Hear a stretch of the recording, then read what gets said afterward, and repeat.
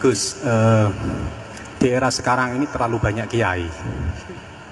Jadi saking banyaknya kita yang awam ini bingung mana kiai yang benar, yang betul-betul benar menurut Allah. Mana yang seperti nampaknya benar tapi ternyata itu tidak seperti yang diinginkan Allah. Jadi cara pandang panjenengan ini bagi saya sudah luar biasa mencerahkan sekali.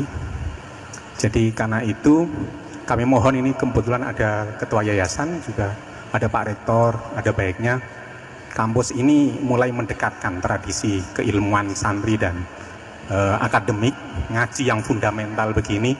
Saya usul itu Bu, bagaimana 1 bulan sekali lah Gus Bahak Kerso ke Semarang. Itu yang pertama. Yang kedua, saya juga termasuk orang yang gelisah dengan realitas sekarang. Saya juga mau ngajukan permohonan kepada Gus Bahak. Permohonan yang paling ini, mbok jenengan nulis 1 buku, saya muslim saya happy gitu loh. Ini kayaknya pas banget ini. Jadi ben ora ketok kok serius banget beragama saiki iki abot banget gitu. Yang ketiga, ini penting sekali bagi kita orang-orang tua. Zaman saiki golek anak iso ngalim kok Gus Bahak angel. Jadi saya ingin tolong Gus Bahak ceritakan sejujur-jujurnya bagaimana orang tua jenengan didik sejak kecil sampai iso koyo sampean sakniki. Cekap saya kira.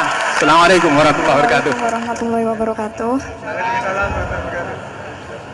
Gus Bahak, kula badhe tanglet. Jangan kayak ini ya. Happy Gus, happy. Untuk perempuan, hakikatnya menutup aurat niku pripun? Ya harus ditutup. Soalnya kula gedeh teman niku rata-rata santri tapi kok mboten menutup aurat secara sempurna. Nah, kula pengen ngertos ilmune niku sing jelas pripun. Sampun. Ini sudah normal ya, pakai ini aja. Ini jawab yang Mbak dulu yang gampang gitu. Ya yang jelas itu satrul aurat itu ada yang fisik ya, kayak menutup aurat dalam mazhab Syafi'i kita tahu auratul mar'ah fis sholat itu ada pengecualian ilal wajah wal kaffain. Tapi kalau kharijat sholat adalah jami'u badaniha dalam mazhab Syafi'i. Tapi dalam sebagian ulama mengatakan ilal wajah wal kaffain tetap termasuk istisna di luar sholat. Itu dari segi fisik ya atau zahir. Tapi sebetulnya juga harus dilakukan satrul aurat secara maknawi, menutup sesuatu yang buruk. Artinya kan gini ya, aurat itu kan sesuatu yang buruk kalau kelihatan gitu. Sehingga misalnya kasus di beberapa negara mungkin fisiknya sudah benar ditutupin tapi mungkin tetap maksiat. Tapi ada yang gugat, yang penting nggak maksiat meskipun buka aurat. Ya keliru, buka aurat sendiri sudah maksiat, itu malah aneh lagi gitu. Tapi yang jelas filosofi hijab atau satrul aurat itu usahakan yang zahir maupun yang apa? Batin. Karena Indonesia itu memang agak unik. Saya sering ketemu peneliti dari beberapa negara, meneliti Indonesia itu paling pusing. Kadang ada orang yang auratnya biasa datang ke masjid, itu kan bingungkan malaikat, mau ditulis dosa itu ke masjid, mau ditulis toat itu buka aurat. Tidak tahu hitung-hitungannya gimana nanti.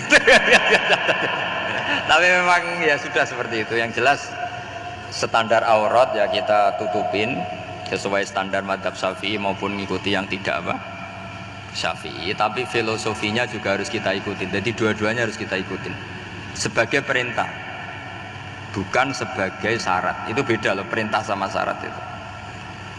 Sebagai perintah, bukan sebagai syarat. Kalau sebagai syarat itu begini, syaratnya orang Islam itu harus nutupi aurat begini-begini. Nanti kalau yang nggak gitu dianggap tidak Islam, itu menjadi ekstrim. Tapi kalau sifatnya perintah, ya perintah saja. Yang nggak melakukan paling banter dianggap fasikoh atau tidak solihah, tapi tidak sampai menjadi keluar dari Islam. Ya jadi gitu ya. Jadi karena apa ya? Ya sudah seperti itu. Obsesi kita tentu ingin kesolehan, sebagai perintah. Saya ulang lagi, jangan biasakan kalau ada aturan itu sebagai syarat.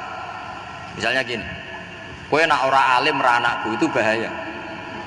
Mosok orang alim terus orang anakku, karena rata-rata orang itu udah alim gitu. Nanti terputus dari bapaknya semua. Tapi hanya sifatnya perintah. Perintahnya seorang bapak ke kita supaya alim. Makanya ulama mengatakan perintahnya Allah. Perintah itu lebih rileks daripada disebut syarat. Karena syarat sekali nggak memenuhi menjadi ndak. Makanya Sayyid Muhammad kalau ngarang kitab sering wajibat itu lebih ringan ketimbang apa? Syarat. Jadi beda kalau dalam filosofi ilmu itu. Jadi gampang perintah.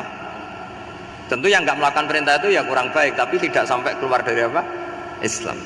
Karena perilaku kesolehan itu perintah, bukan syarat. Sehingga Nabi nanti ngendikan beberapa yang masyhur itu kan, syafaati li ahlil kabair min ummati. Meskipun umatnya yang nggak benar ya tetap diakui sebagai umat. Jadi beda perintahnya Nabi sih, semuanya kalau bisa soleh. Harus bisa soleh, tapi tetap ini sifatnya perintah, bukan syarat. Nggak bisa kamu mengatakan syaratnya orang Islam itu dalam beraurat begini, syaratnya soleh, nggak pernah maksiat.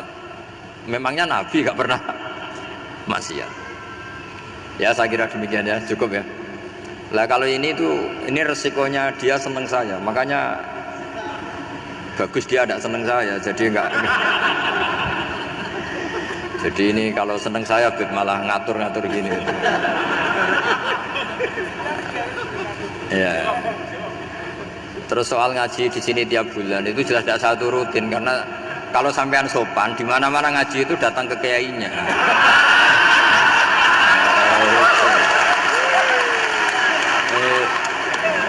Itu kalau Imam Malik ada pertanyaan kayak Anda dimarahin, al ilmu yu'ta la ya'ti. Jadi sumur itu tidak tangin, bukan sumurnya dipindah. Ini enggak sopan sekali.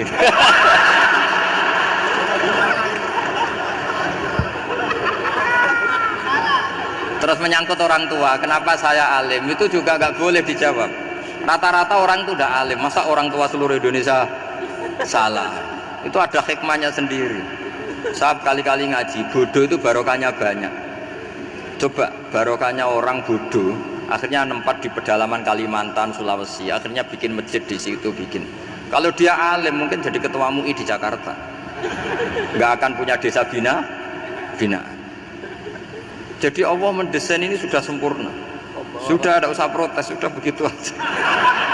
Coba ada orang alim alamah, kira-kira itu kan nggak akan di pedalaman Kalimantan, Sulawesi. Barokahnya santri rodok bodoh itu, akhirnya kerja di dalam hutan, kerja di kampung-kampung, akhirnya agama ada di mana? Kalau pinter semua, di Unisula semua jadi rektor nanti.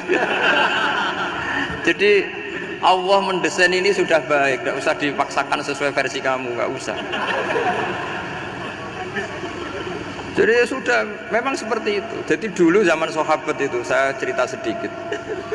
Nabi itu kalau muji Madinah itu sundel langit, kalau muji Mekah ya sundel langit. Tapi Sayyidina Ali keluar ke Kufah. Sayyidina Ali itu akhirnya pindah ke Kufah, ke Najaf. Karena pikirannya Sayyidina Ali, Mekah Madinah hanya baik secara bukah, secara tanah. Tapi di antara kebaikan Nabi adalah nasrul Islam. Akhirnya Sayyidina Ali milih ke Kufah. Andai kan sahabat tidak milih keluar dari Mekah Madinah sebagiannya, pasti Islam tidak menyebar. Karena semuanya tersentralisasi di Mekah dan Madinah. Tapi ada saja sahabat yang tetap nyaman di Mekah Madinah karena sholat di sana sebagaimana 1000 sholat. Ya sudah seperti itu, dilihat gampang saja. Akhirnya yang di Mekah Madinah ya tidak ngeritik yang keluar juga gak ngeritik yang di Mekah Madinah.